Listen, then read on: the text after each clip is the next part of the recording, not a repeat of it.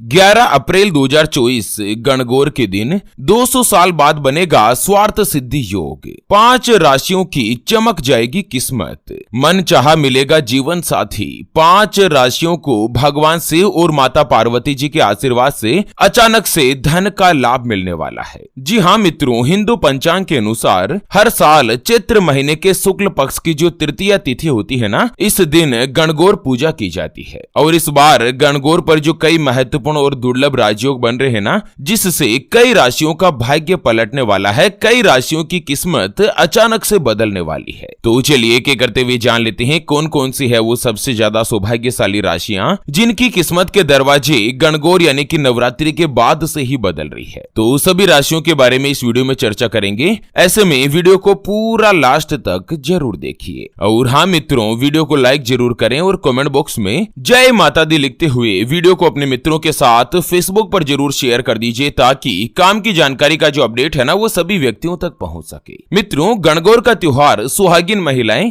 अपने पति की लंबी उम्र और परिवार के कल्याण के लिए व्रत रखती है। गणगौर के दिन देवों के देव महादेव और माता पार्वती जी की पूजा की जाती है। तो वहीं जो भी कुंवारी कन्याएं होती है, वो अच्छे वर को, अच्छे पति को प्राप्त करने के लिए भी गणगौर का व्रत करती है। इस बार गणगौर के दिन नवरात्रि में कई ऐसे दिव्य और दुर्लभ महायोग बन रहे हैं। सबसे पहला योग बन रहा है स्वार्थ सिद्धि योग, दूसरा गज केसरी और लक्ष्मी नारायण नव पंचम राजयोग बनने से गणगौर का जो महत्व है वो कई गुना तक बढ़ चुका है। चलिए एक एक करते हुए जान लेते हैं। गणगौर के बाद सबसे पहली जो भाग्यशाली राशि बनेगी वो आती है मकर राशि, जिनके नाम का पहला अक्षर भो, जा, जी, खी, खू, खे, खो, गा और गे से शुरू होता है, उनकी मकर राशि होती है। मकर राशि वाले लोगों के लिए नवरात्रि की तृतीया तिथि यानी कि गणगौर के दिन जो 3 महत्वपूर्ण राजयोग बन रहे हैं ना, यह आप लोगों के लिए बहुत ही अच्छा और लाभकारी साबित हो सकता है। एक तो नवरात्रि के बाद आपको अचानक से धन का लाभ मिलेगा,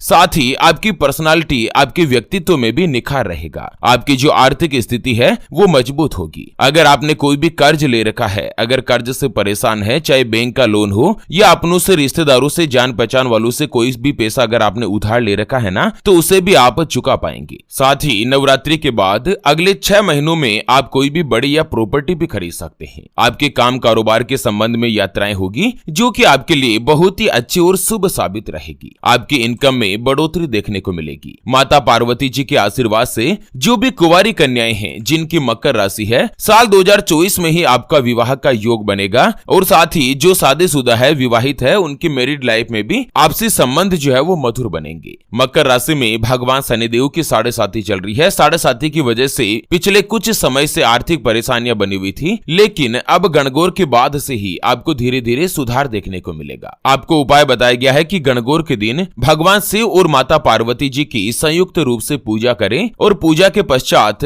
कुंवारी कन्याओं को भोजन करवा सकते हैं, 9 कन्याओं को, या आप गौ माता को हरा चारा खिलाएं। चलिए जान लेते हैं गणगौर के बाद अगली यानी कि दूसरी जो भाग्यशाली राशि बनेगी वो आती है वृषभ राशि, जिनके नाम का पहला अक्षर ई, उ, ए, ओ, वा, वी, वू, वे और वो से शुरू होता है, उनकी वृषभ राशि होती है। वृषभ राशि वाले लोगों के लिए भी गणगौर पर 3 जो राजयोग बन रहे हैं ना, ये आप लोगों के लिए बहुत ही अच्छा और अनुकूल साबित हो सकता है। एक तो इस समय आपके काम और कारोबार दोनों में ही तरक्की मिलेगी, साथ ही आपकी सोची हुई योजनाएं भी सफल बनेगी। आपको मान सम्मान और प्रतिष्ठा की प्राप्ति रहेगी। गणगौर यानी कि नवरात्रि के बाद जो भी व्यापार करते हैं, चाहे अपना स्वयं का व्यापार हो या पार्टनरशिप में कोई भी कामकाज करते हो, आपका व्यापार अच्छा चलना लगेगा। आर्थिक रूप से आप समृद्ध बनेंगे। करियर में यानी कि नौकरी में आपको तरक्की के, आगे बढ़ने के कई अच्छे और सुनहरे अवसर मिलेंगे। आप अपने दोस्तों के साथ लंबी दूरी की यात्राओं पर भी जा सकते हैं। भाग्य का साथ मिलने से धन बढ़ोतरी होने के कई मौके आएंगे और आपका बैंक बैलेंस भी बढ़ेगा।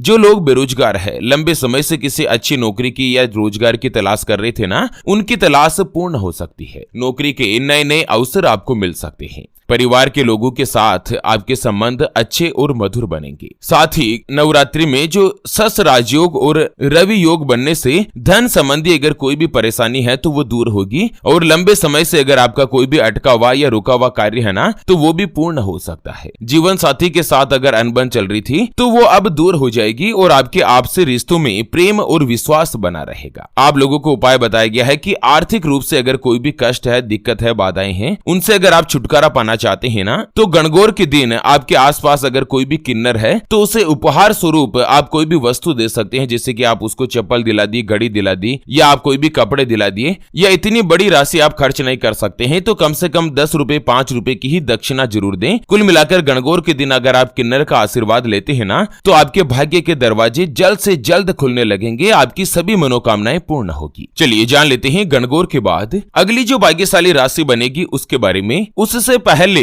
आपको एक महत्वपूर्ण बात बताना चाहूंगा कि जिंदगी में आप कई ऐसे लोगों से मिले होंगे जो कि बहुत ही ज्यादा मेहनत करते हैं, तो वहीं कुछ लोग आपको ऐसे भी मिले होंगे जो बहुत कम मेहनत करने के बावजूद भी बहुत ही आगे तक पहुंच जाते हैं। वहीं जिंदगी में आप कुछ ऐसे लोगों से भी मिले होंगे जो पूरी उम्र भर मेहनत करते ही रहते हैं, लेकिन आखिर वो हासिल नहीं कर पाते जिनके वो हकदार होते हैं, यानी कि जीवन उनका गरीबी में ही निकल जाता। मित्रों, ये ग्रहों का खेल नहीं तो और क्या है, और इसी के समाधान के लिए हमारे गुरुजी आप तक लेकर आए हैं आपके अपने जीवन के बारे में व्यक्तिगत यानी कि पर्सनलाइज्ड कुंडली, जिससे आप घर बैठे यह पता लगा सकेंगे कि आपके नवग्रह आपके बारे में क्या कहना चाहते हैं। क्या आपकी कुंडली यानी कि किस्मत में कोई दोष तो नहीं? अगर दोष है तो वो क्या है, उसका समाधान क्या है? कोई ग्रह आपके लिए कमजोर तो नहीं, उसको मजबूत करने का उपाय क्या है? आपका भाग्य उदय कब होगा? जीवन में अच्छे दिन कब आएंगे? नौकरी या व्यापार, किसमें आपको ज्यादा तरक्की, ज्यादा सफलता देखने को मिलेगी? कौन सा व्यापार आपके लिए सबसे अच्छा और शुभ फलित रहेगा? आपके लिए भाग्यशाली रत्न कौन सा है? उसको धारण करने की, पहनने की विधि क्या है?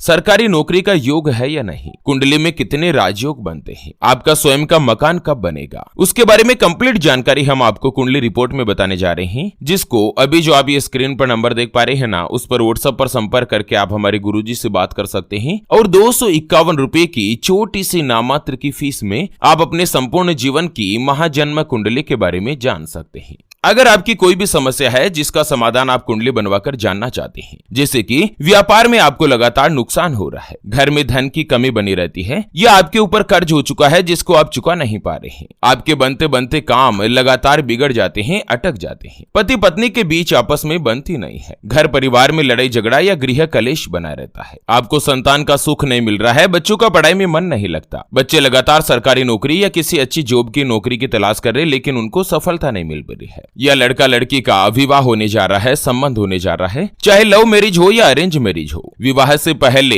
आप दोनों का कुंडली मिलान करवाना चाहते हैं, अष्टकूट रीति से गुण मिलान करवाना चाहते हैं। अगर कुछ भी समस्या है तो स्क्रीन पर दिए गए नंबर पर व्हाट्सएप पर संपर्क करके आप हमारे गुरुजी से बात कर सकते हैं, और 251 रुपए की छोटी सी नामात्र की फीस में आप अपने संपूर्ण जीवन की महाजन्म कुंडली के बारे में जान सकते हैं। चलिए बात कर लेते हैं गणगौर के बाद अगली जो भाग्यशाली राशि बनेगी वो आती है मिथुन राशि, जिनके नाम का पहला अक्षर का, की, कु, बड़ा ग, छ, के, को और हा से शुरू होता है, उनकी मिथुन राशि होती है। मिथुन राशि वाले लोगों के लिए भी इस बार नवरात्रि की गणगौर में जो 3 महत्वपूर्ण राजयोग बन रहे हैं ना, ये आप लोगों के लिए बहुत ही अच्छा और शुभ फलदायी सिद्ध हो सकता है। मित्रों, अगर आपने अभी तक भी वीडियो के नीचे कमेंट बॉक्स में जय माता दी नहीं लिखा है तो फटाफट से लिख दीजिए, और साथ ही वीडियो को फेसबुक पर भी शेयर करना है ताकि सभी व्यक्तियों तक यह काम का अपडेट जो है वो पहुंच पाए। नवरात्रि के बाद आप जितनी मेहनत करेंगे ना, आपको अपनी मेहनत के साथ साथ किस्मत का भी भरपूर साथ मिलेगा। करियर में तरक्की रहेगी, जिससे आपको कई अच्छे और सुनहरे अवसर प्राप्त होंगे। देश और विदेश की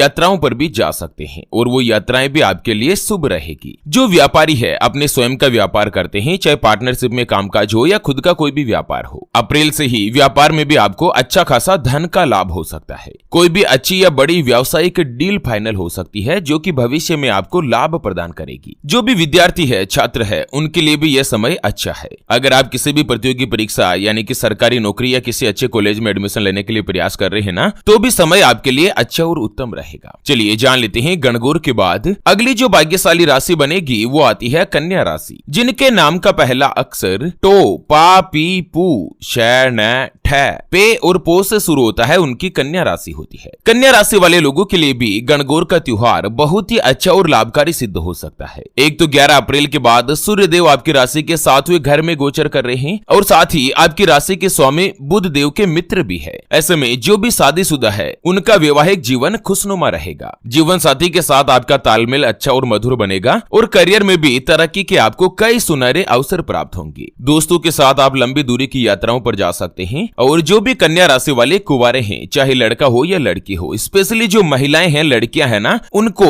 1-2 महीने में ही रिश्ते का प्रस्ताव मिल सकता है और कहीं पर भी नवरात्रि के बाद आपका रिश्ता भी फाइनल होगा। अच्छा, जो पार्टनरशिप में काम करते हैं ना, उन लोगों को व्यापार में भी तरक्की मिलेगी और आप अपने व्यापार का विस्तार भी कर पाएंगे। लंबे समय से आपके जो भी रुके हुए कार्य है वो पूर्ण होंगे। आर्थिक रूप से आपको धन का लाभ मिलेगा। चलिए अंत में जान लेते हैं गणगौर पर्व की पूजा की विधि के बारे में। मित्रों, गणगौर भगवान शिव और देवी गौरी यानी कि माता पार्वती जी की मिट्टी की मूर्ति बनाकर उनको सुंदर वस्त्र पहनाएं। फिर देवी पार्वती जी को सुहाग की सामग्री और श्रृंगार की वस्तुएं अर्पित करें। भगवान शिव और गौरी चंदन को चंदन, अक्षत, रोली, कुमकुम आदि लगाएं। उसके बाद धूप, दीप, फल, मिठाई आदि का भोग लगाएं। भगवान शिव को दूर्वा अर्पित करें। उसके बाद आपको एक थाली में चांदी का सिक्का, सुपारी, पान, दूध, दही, गंगा जल, हल्दी, कुमकुम, दूर्वा डालकर सुहाग जल तैयार करें और उसके बाद सुहाग जल को भगवान शिव और देवी माता गौरी पर छींटे लगाएं और इसके बाद भगवान शिव शंकर और माता गौरी का ध्यान करते हुए सुहाग जल को अपने ऊपर छिड़काव करें और उसके बाद आप गणगौर की कथा भी सुन सकते हैं। गणगौर के दिन दान पुण्य जरूर करें, जैसे गौ माता को हरा चारा खिलाएं और कुंवारी कन्याओं को भोजन कराएं। इससे शक्ति स्वरूपा माता पार्वती जी और माता दुर्गा के साथ ही धन की देवी माता लक्ष्मी जी का आशीर्वाद मिलेगा। तो चलिए इसी के साथ गणगौर से जुड़े इस अपडेट वीडियो को फिलहाल के लिए यहीं पर देते हैं विराम। फिर से होंगे हाजिर एक और नई और काम की जानकारी के साथ। तब तक के लिए ओम नमः शिवाय। जय श्री कृष्णा, जय श्री राधे।